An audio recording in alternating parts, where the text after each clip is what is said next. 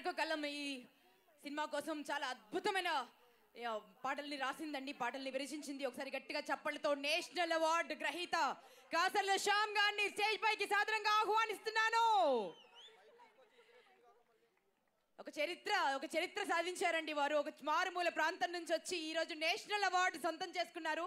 తను రాసినటువంటి ఊరు పల్లెటూరు పాటకు గాను మీకు హ్యాట్స్ ఆఫ్ చెప్తూ మిమ్మల్ని మాట్లాడవలసింది రిక్వెస్ట్ చేస్తాను. నందమూరి నటసింహం అభిమానులందరికీ నమస్కారం అండి. ఒక రుద్రతాండవానికి మిగతా రచయితలను అప్పచెప్తే మరి బాలయ్య బాబులో ఉన్న చిన్ని బాలకృష్ణుని ఎవరు బయటికి తీసుకురావాలి, ఆ బాధ్యత నాకు అప్పచెప్పారు. అందుకే ఇందులో రాసిన పాట అది. నందమూరి బాలుడాయ అందమే చారెడాయ 100 మందికొక్కడాయ అల్లరే బోలెడాయ దొమ్మలేమో అదిరిపాయా ఇది కదా కావాల్సింది, ఇడుసు ఇడుసు. ఆ గొంతు కూడా నాదే. మరి ఆ పదం పుట్టింది అభిమానుల దగ్గర నుంచే.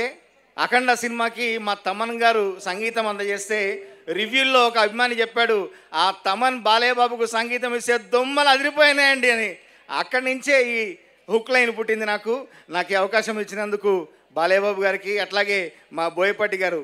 ఈ పాట అర్ధరాత్రి పుట్టిన పాట ఇది. నేను ఢిల్లీ ఎయిర్పోర్ట్లో ఉంటే పాపం ఎంతో ఓపికతో నన్ను వెన్ను తట్టి నన్ను ప్రోత్సహించి 1 గంటన్నర ఫోన్లోనే ఉండి ఈ పాట నాతో రాయించారు. సార్, మీ ఓపికకు నా ప్రత్యేక ధన్యవాదాలు. నాకు ఈ అద్భుతమైన అవకాశాన్ని ఇచ్చారు.